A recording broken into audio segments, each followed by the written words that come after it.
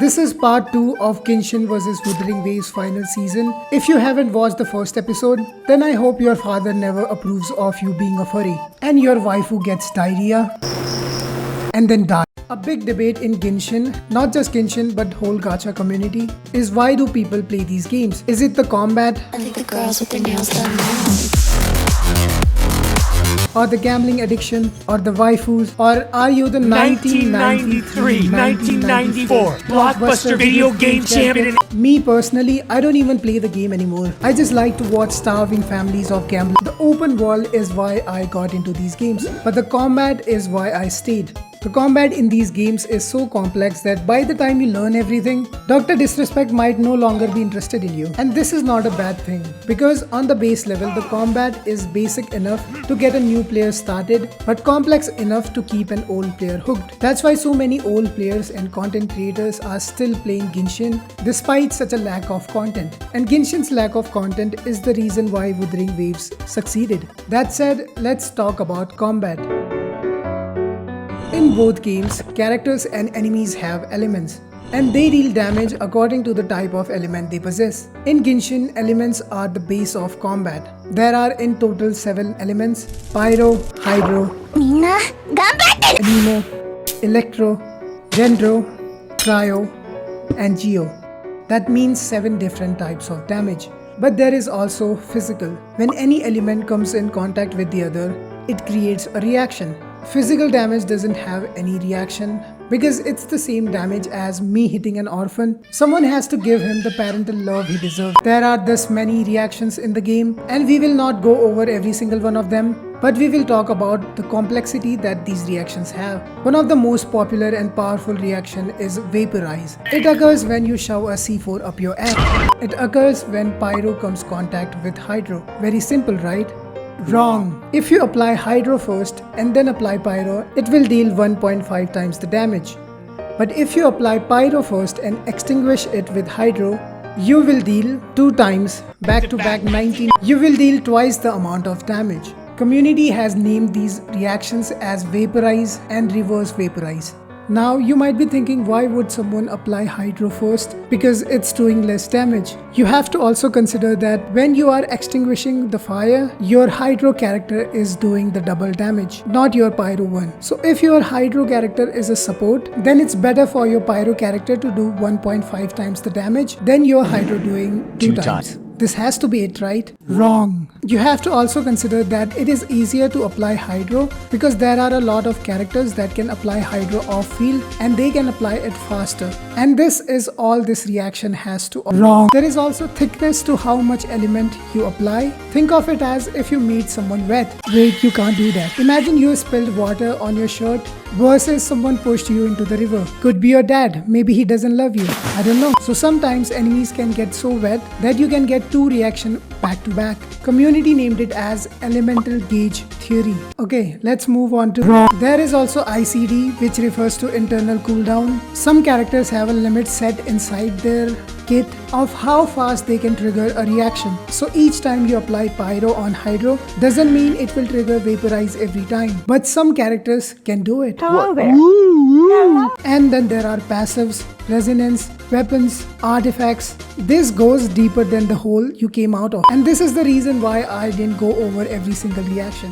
But don't worry, you don't have to keep all this in mind to beat the game. The actual combat is very simple and kinda brain dead. Depends on the characters you have. I like how people have this patience to study subjects on such a deep level, but out of everything this world has to offer, they decided to theory craft a waifu game where people not only rank characters based on their armpits, but also fight for their waifu to be S tier. Jean is S tier. That's why Chinese cancelled her. Damn bruh, not the fucking Chinese bruh. Man, even the Chinese are after my waifu. Now if I have to rank elements based on their power level, it will be like this. Hydro, Pyro and Dendro being the strongest. Electro and Anemo are solid. Cryo is okay. Geo is like a guy without arms, single-handedly killing handful of bad guys with a handgun. What? That doesn't make any sense. Exactly.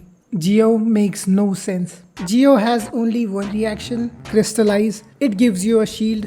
A free shield sounds good, but keep in mind you are sacrificing reaction damage. Every Geo character is bigger mystery than why do men have nipples. They are worst at breaking shields. Other than Navia, their damage isn't great. Some Geo units want other Geo units, and some don't. The only Geo buffer in the game gives you defense and a little bit of Geo damage, but then some characters scale off of HP, some with attack, a few with defense and some with both. Some of the 4-star Geo were supposed to be 5-star, but they are 4-star. This character was supposed to be Geo, but she isn't. On top of that, every Abyss is anti-Geo. To conclude, Geo sucks ass. And physical is the same minus the shield. Moving on to Wuthering Waves. There are 6 elements in this game and there is no physical damage. Pause. Apparently physical damage exists in this game, but only few echoes can do it. Elements here are like cyber police in India.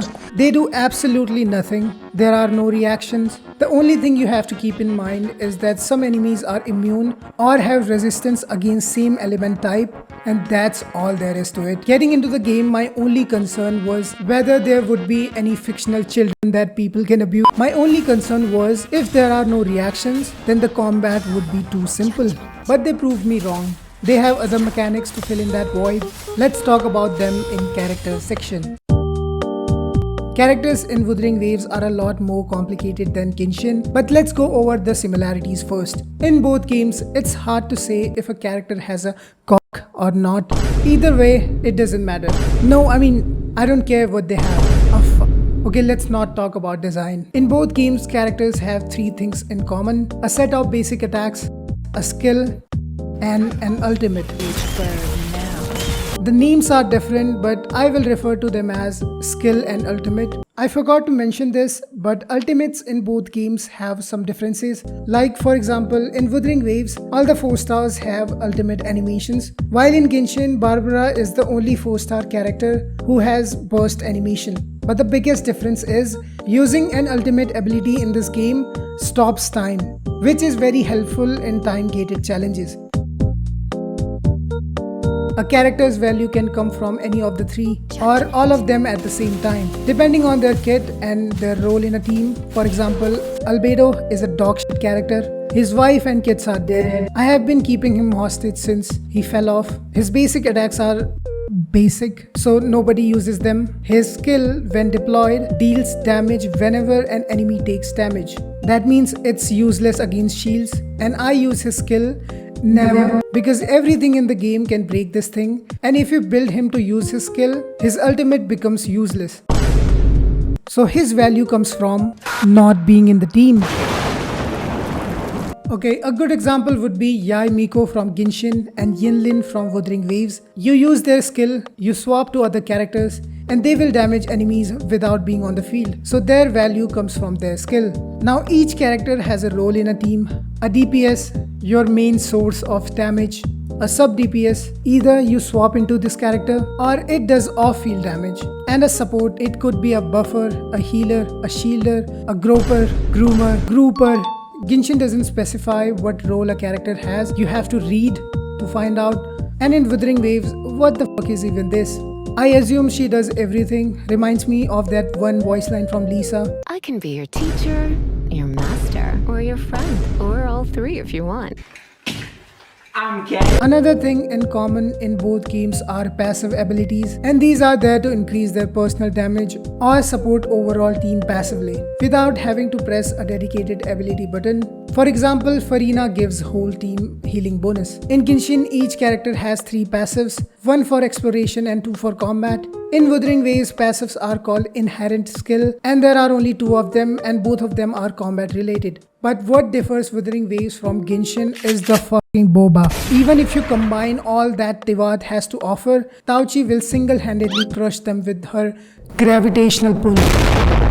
intro skill, outro skill, forte circuit, and an echo. These 4 abilities are the ones that differ Genshin's characters from Wuthering Waves. And also these abilities combined with parry and dodge counter are supposed to replace elemental reactions. Now I don't think they provide enough depth to completely replace elemental reactions, at least in terms of theory crafting, but it goes deep enough that it's unreachable for an average like you. A game doesn't have to be overly complicated in order to be enjoyable. Even though elemental reactions are intriguing, the overall gameplay turns out to be simple, which is contrary to Wuthering Waves, where mechanics are simple, but the gameplay turns out to be much more intriguing. Now let's talk about intro and outro skill. There is a circular thingy beside your HP bar, but the only circular thingy I'm interested in is Tauchi's big gourd.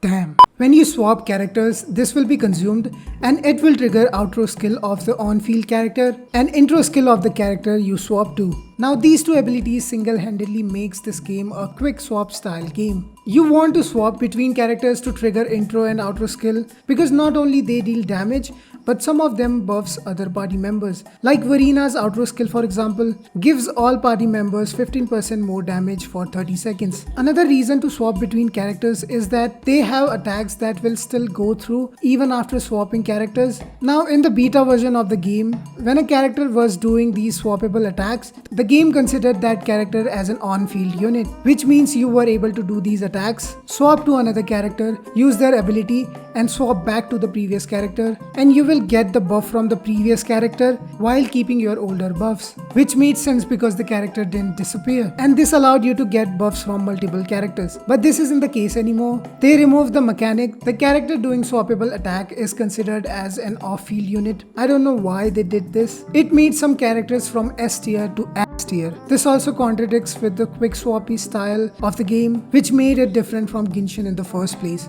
You can still get the buff from multiple characters depending on the buff, but some buffs expire if you swap characters even if they never disappeared from the screen. Forte circuit. This is another unique ability that every character has. It's the bar above your health bar. It fills up as you use your normal attacks, heavy attacks or skill, and when it fills to a certain point, you can perform a forte skill. For example, Kalcharo needs to do 3 skill combo to fill his forte circuit. When it fills, you can use heavy attacks to trigger his forte circuit, during which he will do a heavy attack, jump into the air, slams his sword like I slam my meat whenever I see Tauchi on the screen.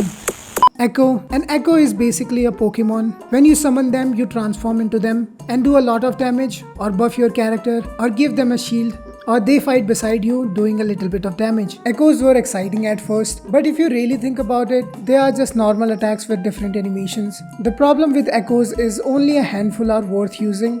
If you are playing the game, you are probably using the boss echoes or the 4-cost echoes, and even among them people are avoiding the ones that requires you to be on field to deal damage. Which makes sense because why would you buff your characters only to transform into an echo, which is a DPS loss, and that has more animations than Paimon had in 4 years. The only useful 3-cost echoes are for Glacio set, and that's also because 4-cost Glacio echo has longer animations, and only trolls are using 1-cost echoes. If only all of them had a niche, a scenario where they can be useful. Maybe one of them is a gem that we don't know about, but I don't think that's happening. Right now the best echo in the game is Dreamless for obvious reasons, but my personal favorite is Inferno Rider because I can ride him. If we compare side by side, Genshin characters have basic attacks, a skill, an ultimate and 2 passives. And in Wuthering Waves characters have basic attacks, a skill, an ultimate, 2 passives, an intro skill, an outro skill, a forte circuit, and an echo. Plus they can dodge counter and parry. This seems like a lot, but similar to elemental reactions, you don't have to keep everything in mind. You have to craft a rotation once, or you have to follow a rotation made by an average theory crafter with Harvard level mathematics, and you'll be good to go. But there is a problem with Wuthering Waves characters. You see, elemental reactions are free, but these are not. Let's talk about them in the next section. Remember Cog? Clash of Clans, and the other one your uncle slammed on your face. Building a base in Clash of Clans is kinda similar to building a character in these games. It's time gated by daily energy you get, and the amount of resources you need to make a single upgrade is equivalent to the amount of your mother getting mentioned in an average CS lobby. Now in Genshin, upgrading a character goes like this. You need boss materials, character materials, mora, enemy materials and flowers to upgrade character level. The max level is level 90 and every ascension you get an additional stat increase, and it's different on every character. But also when you reach level 40 plus, you get your first passive, and at level 70 you get your second passive. So basically you get 2 passives for free. But in Wuthering Waves, upgrading a character neither gives you an additional stat nor it gives you any passives. You have to use your resources in order to unlock them. In Genshin, after you level up your character, you're left with normal attacks, a skill and an ultimate to upgrade. But in Wuthering Waves, you have a whole fucking Rome to build. I don't know about you, but in this game, building a character feels like trying to follow someone when they already know they are getting followed. Eventually they have to go home, but it just takes forever. There is no way that building characters in Genshin is more expensive than Wuthering Waves. Someone has to do the math, but it's not gonna be me. But now though I think about it, even though building characters in this game is a lot more expensive, you only need this many characters to beat the game, and they don't have to be max level. I mean, not all of them. Whereas in Genshin you need 8 of level 80 to 90 characters for Abyss and like 30 to 40 characters of level 70 for Imaginarium Theater, which does make you feel like a single slave building a fucking pyramid and then sitting on it. I was a bit conflicted about which game is more grindy, but fuck them both, they both are really grindy. Now let's talk about weapons. There are 5 types in Genshin and 5 in Wuthering Waves, and have 5 rarities from 1 star to 5 star. Both games share swords and broad blades or claymores. Genshin has bozos, Wuthering Waves has guns. That's the cutest fucking thing I've ever seen in my entire life. Welcome to Wuthering Waves, motherfucker. Genshin Catalyst is replaced by Rectifier. And lastly, Genshin has polearms and Wuthering Waves has gauntlets. All weapons have a main stat, a sub-stat and a passive. Now in Genshin, for most characters, none of the weapons actually matters. What I mean by that is a weapon doesn't define their playstyle, it's rather their kit. For example, Fischl, Goro, Collei and Yelan are bow users, but does it really matter? Because you aren't using basic attacks on them. And Child, also a bow user, uses melee attacks. Raiden, a polearm user, pulls a sword out of her mountains and chops everything in half. And Chevreuse, also a polearm user, was spotted holding a bolt action rifle during Pennsylvania Rap. There are only a few handful DPS characters where a weapon type actually matters, and for most, weapons are just another artifact to increase your stat. And in Wuthering Waves, weapon type is slightly more relevant because of 2 main reasons. First, the parry mechanic. The best weapon type for parrying are swords and gauntlets because they are close range weapons and they have faster attacks, and all the basic attacks with them can parry. Followed by broadblade. Everything else is the same, but the basic attacks are slower. I'm not sure about rectifier characters, but most of them can't parry using their basic attacks. I was only able to parry with Encore and only during her ultimate phase. Rectifier characters can still parry using their intro skill, normal skill, forte skill and ultimate, and gun characters can't parry at all. And the second reason why weapon type is relevant in this game is because the quick swappy nature of the game. The hyper carry playstyle where you buff one character using other party members is less relevant here. There is only one true hyper carry team, Jian's team, but other than that every team requires quick swapping even if only one character is doing the damage because of outro skills. And also most of the support units in the game aren't true support units. They are a mix between sub DPS and a buffer, and you will be using normal attacks on almost every character either to deal damage or for concerto energy to trigger outro skills. This might not be the case in future when we'll get true buffers with less field time and longer buff duration. Now, a character can scale off of anything. It could be HP, attack, defense, elemental mastery, which is Genshin exclusive, and this applies to both games. Tauchi, for example, does big damage the bigger defense she has. Sometimes I pretend I was a cloud in the sky, just drifting by as a soft and fluffy pile. Now that would be the heaviest fucking cloud, wouldn't it, Tauchi? code. Now according to the stat they scale off of, you give them weapons. All weapons with crit rate or crit damage are much more valuable because most DPS and sub DPS can benefit from them. And since these stats are so valuable, most if not all free to play weapons don't have these. And if they have, there is always a catch. And the catch you can't have because it's locked behind 20 hours of fishing. Good evening. I want to start this video by saying that the fishing system is easily one of my favorite features to be added to Genshin so far.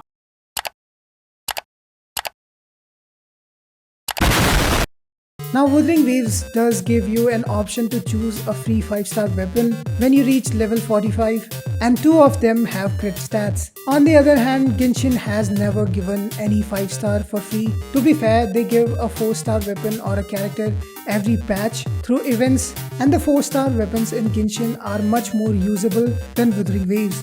5-star weapons and Wuthering Waves are beyond broken. This chart shows that the difference between a 5-star and a 4-star is bigger than the difference between a statue of a rapper, 4-inch door hinge in storage, and a statutory rapier. Speaking of 5-star weapons, every 5-star has a signature weapon specifically designed for them, and they are almost always best in slot, especially in Wuthering Waves, like this one for Yinlin. Questionable design, looks like a hand with telekinesis butt plug.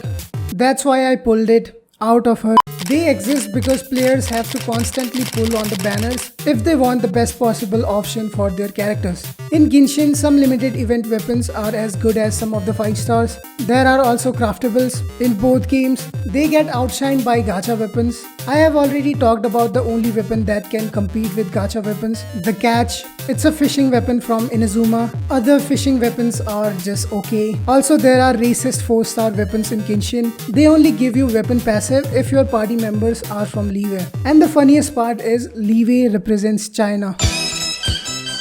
You see, every patch there is a drama that characters aren't black enough, and the CN community is kinda unhinged. They straight up said they don't like black people. I mean, these few people don't represent the whole nation, but still there are a lot of them. I don't know which side is worse. If I had the power to control the universe, I would baptize every Genshin character in Black Tar Heroine, making the people who criticize the game for characters not being black enough finally happy. And I would personally smack the faces of all racist Chinese people with my giant crusher and make them discover diversity for the first time. Modern problems require Indian solutions. Some 3-star weapons in Genshin are usable. For example, Thrilling Tales, Harbinger of Dawn, Slingshot, Black and White Tassel. And in Wuthering Waves, 3-star weapons are like abortion on a plate. You feed it to the ones you like. Some of these might be useful, we just don't know it yet. If they ever become useful, they will only be useful on support characters. But still, I would say it's unlikely because the difference between weapon rarities is huge. It's kinda hard to conclude which game has better weapons in terms of usability and obtainability. If we talk about 3 and 4 stars, Genshin has a lot of good options for basically every character, and every other patch you get one from events for free. So I would say 3 stars and 4 stars are better in Genshin. But if we talk about 5-star, it's not even a competition. Wuthering Waves hands down has better 5 stars, and there are 2 reasons for it. First, they give one standard 5-star of your choice at Union level 45, and second, the weapon banner has no 50-50, which means every 5-star you pull, you will be guaranteed the featured weapon, which requires 80 wishes. And in Genshin, you have 33% chance or 210 wishes to get your desired weapon, which is worse than Logan Paul's Cryptozoo scam.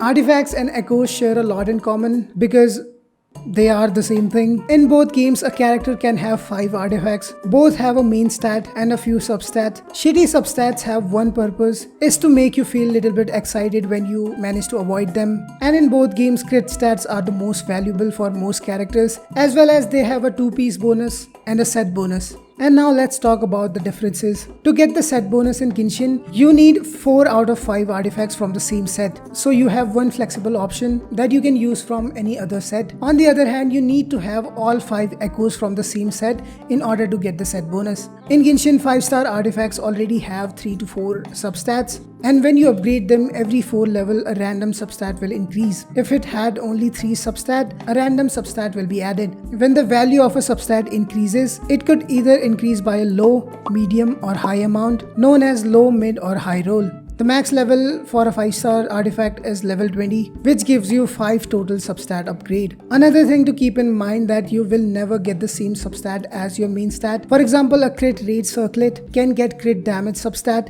but will never get crit rate as a substat. And lastly, you upgrade artifacts by feeding them your lower tier artifacts. Now in Wuthering Waves, when you get an echo, it comes with your further amount of substat. You get substats as you upgrade them, and it can also have low, mid or high rolls. And every 5 level you can use tuners to get a random substat. So it's like a 6'11" black guy marrying a 4'11" Japanese woman. Their children will have completely random stats, random height, their skin tone will be anywhere between these. Substats in echoes are complete mystery. I'll be real, tuners are just unnecessary step they added. An extra step on your stepsister doesn't make her right thing to do. Max level for an echo is level 25, so it also gives you 5 upgrades. Once you get a substat, it will not increase when you upgrade an echo. Instead, you get another new substat. Unlike Genshin, you can get the same substat as your main stat, and you upgrade echo by using echo experience, which you need to farm with your daily energy, or you get it via events or other things. Another thing to mention here is some substat are exclusive to each game. For example, elemental mastery in Genshin and skill basic heavy attack damage bonus in Wuthering Waves. Additionally, there are costs to echoes.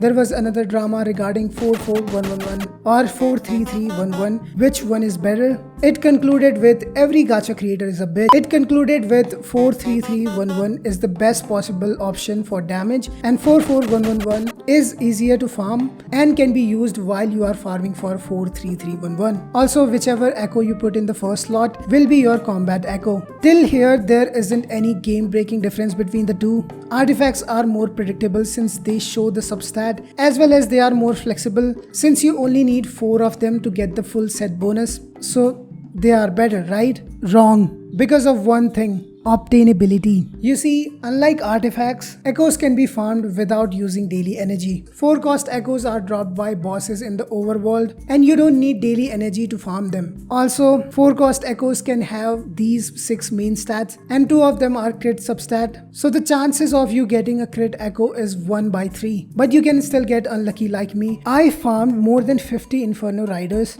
and I was looking for a crit damage echo, and somehow none of them were crit damage. 50 Inferno Riders means 70 to 80 attempts because they don't drop echo every single time. That is more attempts than ADP trying to get a cupcake. I don't give a fuck. I don't give a fuck. But then I got 6 in a row. It's more random than it should be. Maybe I'm just too unlucky. 1 cost echoes are easier to farm because they are everywhere on the map, but the problem is 3 cost echoes. The chances of getting an on-set 3 cost echo with the desired main stat and the substats are lower than Chris Tyson ever working with Mr. Beast again. I want to know what makes children so attractive when you become successful at YouTube. I want to be a successful YouTuber, but I already like children. Also, there is a pity system for farming echoes. It's like every 3rd or 4th enemy you defeat, it will guaranteed drop an echo at databank level 21. And for bosses, it's every other time. Apparently, there is a way to get desired substats. You have to click the upgrade button at a very specific time. It's so specific, like we are talking about milliseconds. And even then, it's not guaranteed. I tried it, it didn't work for me. Anyways, being able to farm echoes without using daily energy until you get your desired main stat is what makes echoes so much better than artifacts. But once you get the desired substat, then upgrading it is worse than artifacts, because not only you need artifact experience, but you also need tuners to get the substats.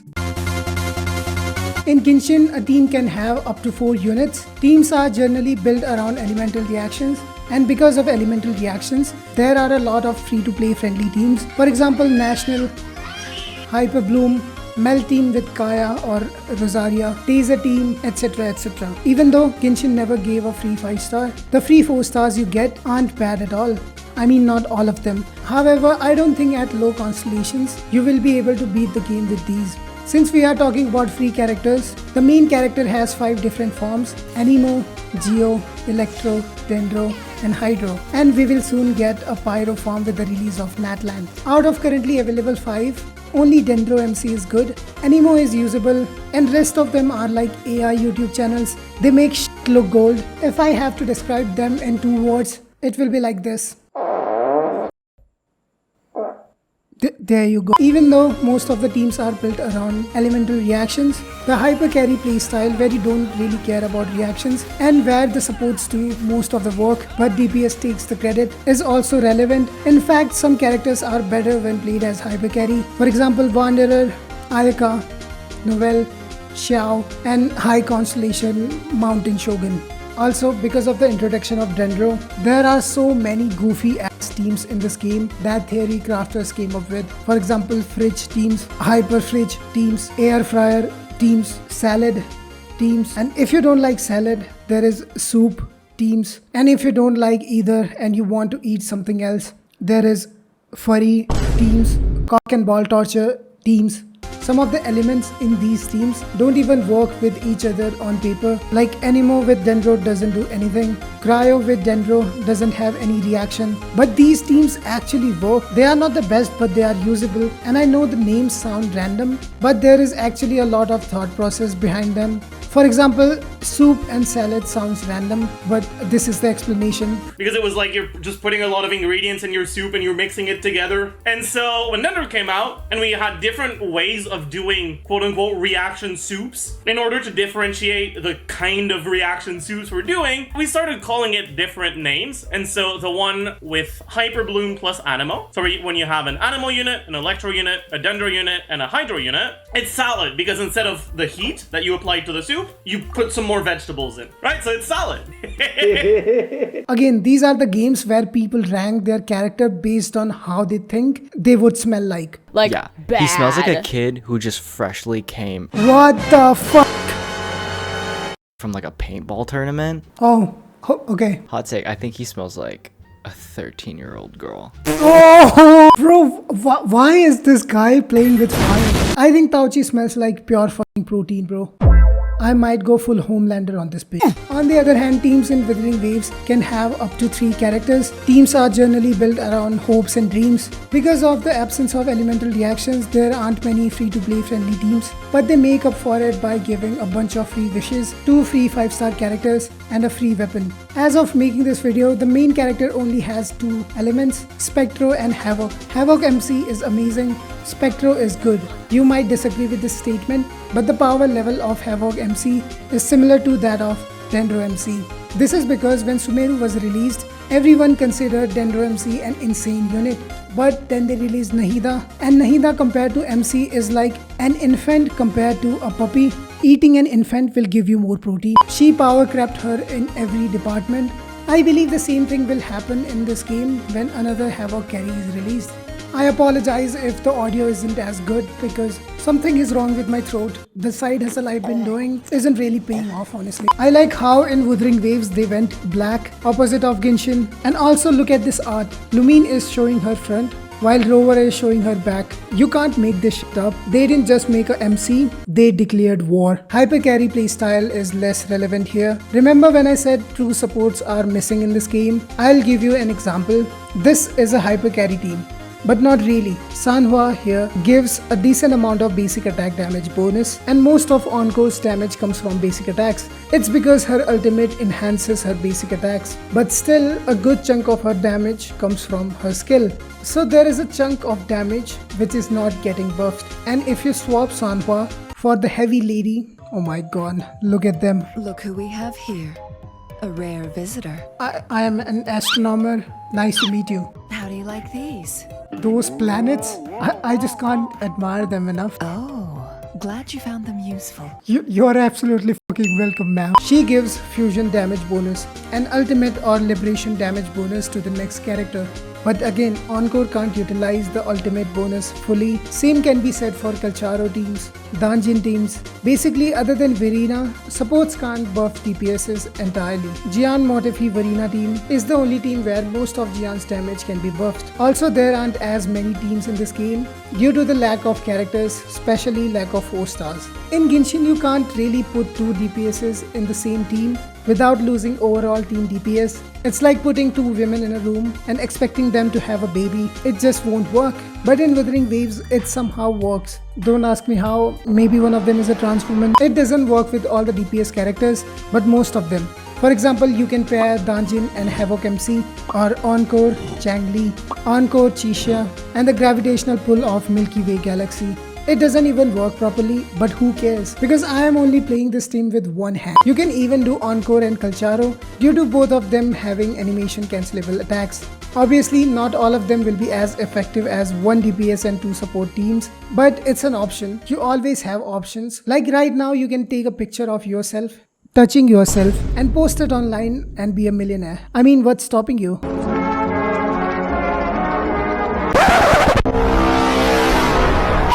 I want to also talk about power creep a bit. Power creep, not to be confused with powerful creep, refers to a character or a weapon getting outshined by other characters or weapon due to the introduction of new enemies, mechanics. It's a very real thing in both games. In Genshin, 5-star characters are getting better and stronger every patch, but for some reason 4 stars are getting worse and worse. For example, Diluc, a 5-star, was power crept by Hu Tao by a huge margin, and Hu Tao got power crept by Arlecchino, not by much in terms of damage, but in terms of usability and in other regions. Nuvillet power crept every Hydro DPS, Navia power crept Itto, etc, etc. For 4 stars, not a single new character was able to replace or power creep them. They have only gotten better with time.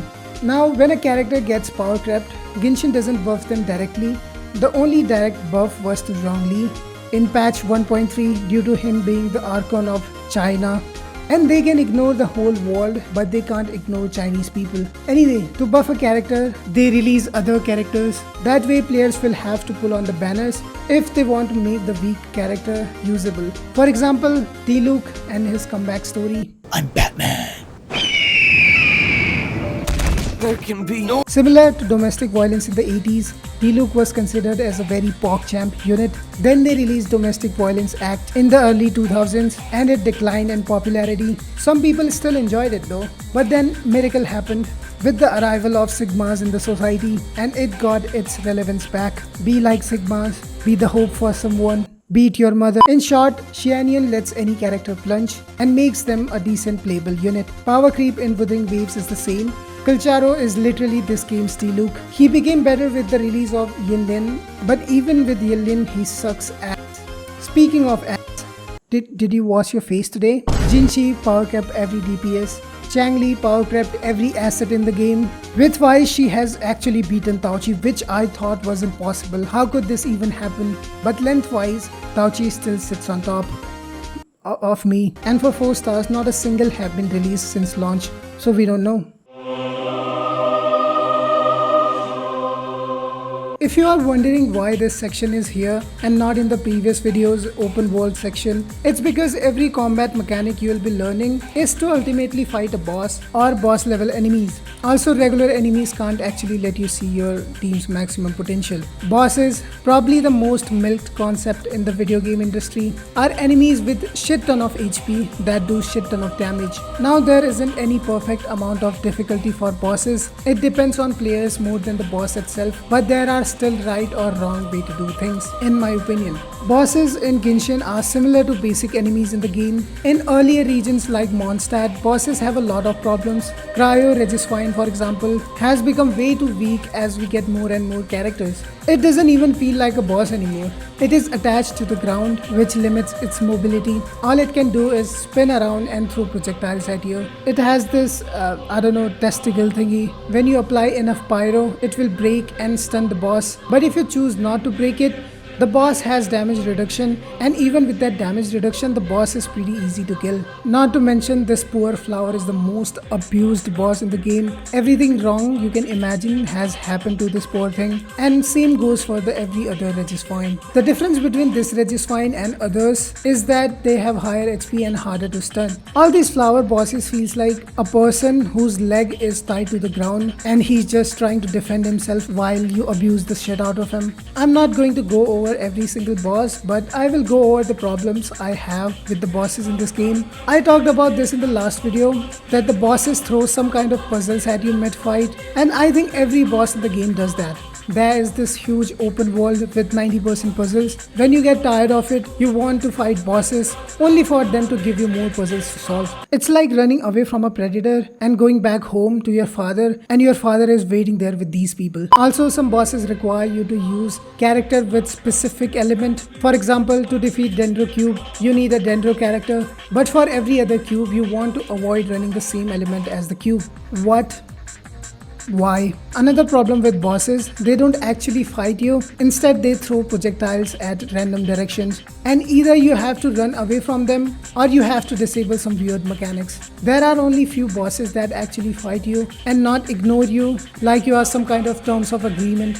For example, Mango Kenki kinda fights you, but then he has his own set of problems. Every time I use my abilities, he teleports to the other side of the planet, perfectly dodging my attacks, which makes me feel so dumb. Like, am I the NPC or are you the fuck? Also, dodging attacks or taking hits is a loss of DPS, and this makes everyone to run a shielder on their team against certain bosses, which then makes bosses nothing but a dummy with a lots of HP. Also, if you don't have resin or daily energy, there is no reason to fight bosses. They don't drop anything. And I never felt like if I don't dodge this attack, I'll die. It's more like if I don't solve this puzzle, I will die. In short, it's not about dodging and attacking at the right time, but it's about maximizing your damage by doing perfect rotation and solving puzzles. However, you can run squishy characters without shield and make things harder for yourself, but at that point you can do more painful things that can also make you money.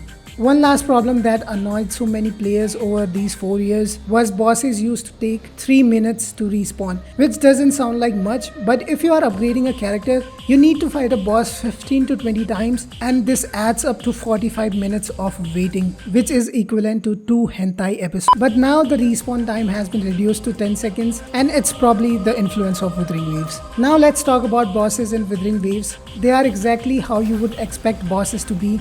There aren't any puzzles. They don't ignore you. They don't throw projectiles at random directions. Most of them do teleport like Mango Kenki, but unlike him, they come back and actually fight you. Some of them are even smashable, like Mech Abomination.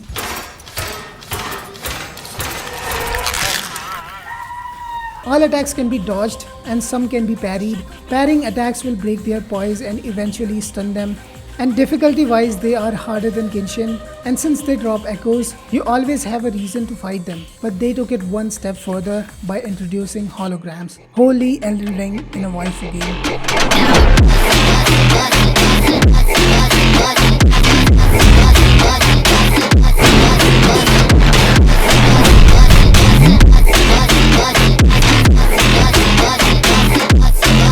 Holograms are holograms of the bosses you find in Overworld. The only difference being they shoved a kilo of cocaine in every hole of their body. They have multiple difficulties and the difficulty levels are off the charts. They are kind of similar to bosses in games like Elden Ring, Dark Souls, Sekiro, etc. And they have special attacks that normal bosses don't. And you need to dodge like it's necessary or you will get one shot. If you are running Tauchi, maybe her massive cushions can absorb one blow, but that's it. Intro skills and parrying are crucial because it will help break their poise and stun them for a few seconds. And here it becomes more about learning their attack patterns than just mindlessly doing your rotation. Me personally, I tried to solo them with Dungeon, then I stopped trying because the rewards you get are just meh. Totally not because I suck at the game. I guess they are there for self-satisfaction, like the same satisfaction you get when you sit on a chair which is upside down. I want to talk about parry mechanic a bit. It has some flaws, like isn't parrying just a loss of DPS because you need to wait for a perfect moment to parry. It's good if you get parry between your combos, but that won't be consistent. And for consistent parry, you need to stop doing your rotations and time your attacks, and stopping your rotation to parry makes a character like Kalcharo lose most of his DPS. Same goes for dodging and counter attacks. While some characters like Dungeon can make up for dodging by counter attacking, but it's not better than just keep attacking. Okay, I will make this simpler. All I'm saying is parrying and dodging doesn't benefit you enough, and as soon as we get a good shielder that can buff and take hits without getting staggered, combat will become like Genshin where you just smash buttons like a monkey and everything dies. This won't apply to holograms though. you have to learn attack patterns to kill them, or you have to kill them before they even start attacking, which requires a thick wallet, which won't be thick for long. Also, the Scar boss in current Tower of Adversity isn't parryable, so all you can do is dodge, and because of that, Kalcharo can't even do his full rotation. But he's gonna be replaced soon because they are giving another free 5-star Electro DPS. And for all these reasons, I think bosses in Wuthering Waves are definitely better. And overall combat is a personal preference, honestly. It's the question of, do you prefer chasing down bosses, solving puzzles while doing your rotations perfectly, or do you prefer quick swapping, dodging and parrying bosses while doing your rotation perfectly? I would like to end this video. Yeah, that is it for today, and I think I won't make any more of this comparison. I had plans for it, but I am losing interest in the game. Maybe I'll make a video on Natlan, but I'm planning to move on to other games. Thanks, have a nice day, and goodbye.